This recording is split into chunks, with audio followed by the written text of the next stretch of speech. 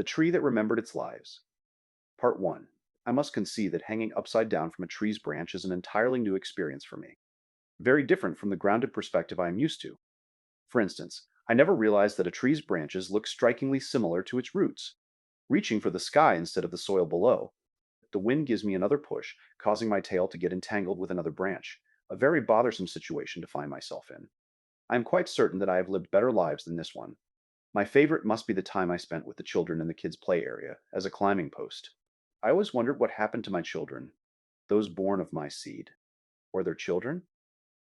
It has been ages since I flung my seeds away. Who knows? Perhaps this very tree is one of mine. Hello, young fellow, I whisper in the wind. A slight shudder passes through the branches. Sup, my man.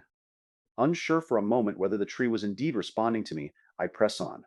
Would you perchance happen to know if I am your progenitor? The tree shifted slightly, perhaps confused by my question.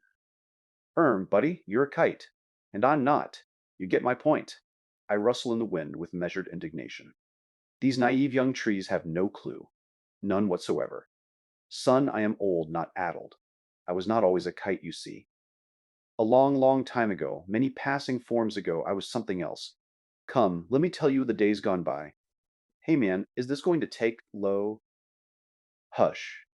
Let an old kite tell its story without rushing. It's not like you have to go anywhere.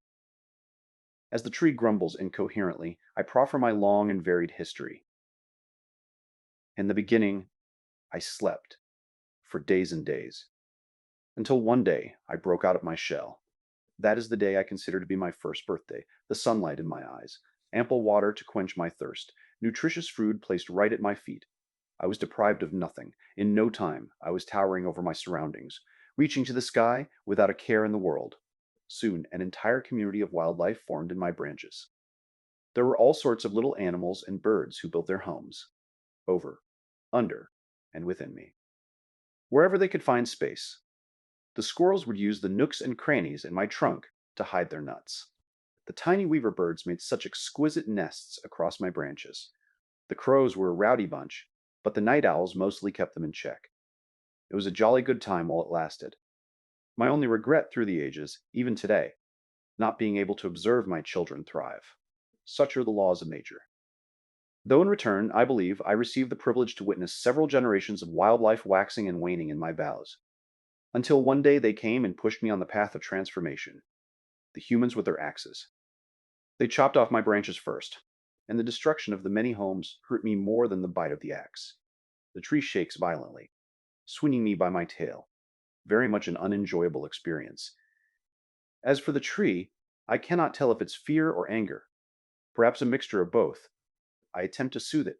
It is nothing to be so bothered about, my dear boy. If it were not the axe, it could have been a storm. If not a storm, a rotting disease.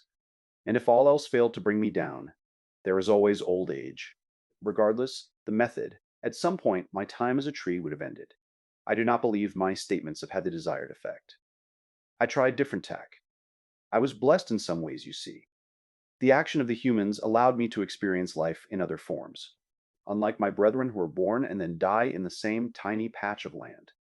The tree settles as it lets out a slow groan. A gust of wind pushes me into a tiny branch, and a tiny tear forms on my surface near the top. The tree exclaims, Hey man, you all right? Didn't mean to poke you there. Do not concern yourself. It is merely a flesh wound. I have felt worse. Brushing off its concerns, I continue my tale. They move me from one patch of land to another.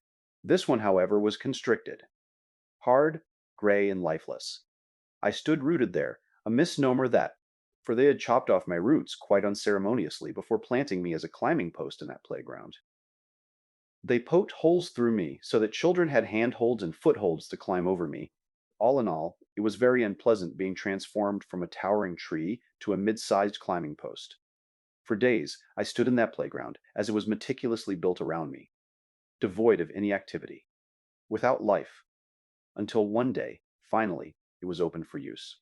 And from that point, I will insist, till I fade away into the void, I lived the best part of my life. Because you see, children, they brighten everything around them. It does not matter if they are not yours, not even that they are of a different kind or species. They are the brightest part of this whole wide world. Always will be. So it came to be that human children would come to the playground, occasionally joined by puppies and kittens too.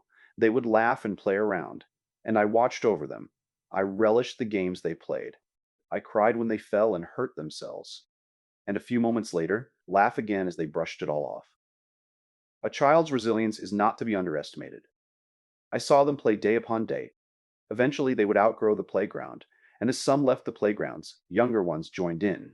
For years upon years, this continued, but as with all good things, this too had to pass. My time at the playground was at a close. Years of use, painting, repainting, and so many other repairs had left me dilapidated. Time and again, I overheard several parents complain about me, that I could be a danger to the playing children. The children, on the other hand, refused to stop. Every day, tens of kids would climb over me, having the time of their life, until one fateful day. The previous night, it had rained cats and dogs. Parts of me had swollen with water and somewhat tender. A boy came up to play and tried to climb using the handholds, but part of the wood splintered off and scratched his hand. Luckily, he was close to the ground and escaped with just that scratch. However, that was the final straw for the parents. The very next day, two workers came in to install another post and took me out of the playground. Onlookers might have thought that the water dropping as I was carried away was simple rainwater. For me, it felt like tears. Part 2 releases on the 28th. Subscribe to get notified as soon as it is available.